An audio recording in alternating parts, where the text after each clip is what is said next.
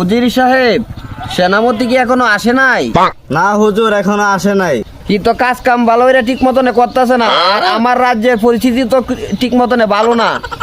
কোথায় আছে বলো তাড়াতাড়ি আসতে। অল্প কিছুক্ষণের ভিতরে উপস্থিত হবেন সেনাপতি।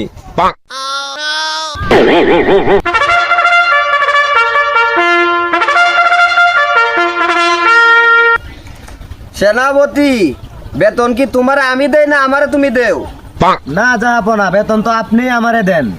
তাহলে আসতে তো দেরি হলো কেন?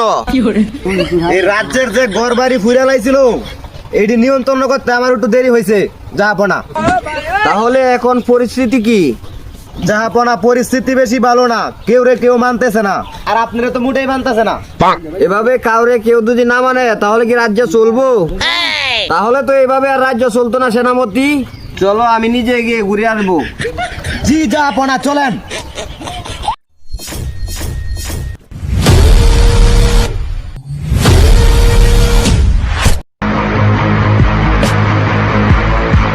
বন্ড রাজার লগে তাই কিয়া কি যে করবাম, রাজ্যের প্রজারা তো মানতেই আছে না। এই রাজার সাইজরণ আমার সহ এই রাজারে কোনদিন বাইরে রাজ্যের বাইরে করে ঠিক নাই। কি যে করবাম। সেনাপতি, তুমি কি আমাকে কিছু বলছো? না হুজুর। হুজুর, আমি একটা বিড়ি খাই। টফিক বেদব। সেনাপতি, আবার এই হাল দিন খাল তো এইভাবে যাইতেছে, এই কারণে তো রাজা ফাজা মানে না।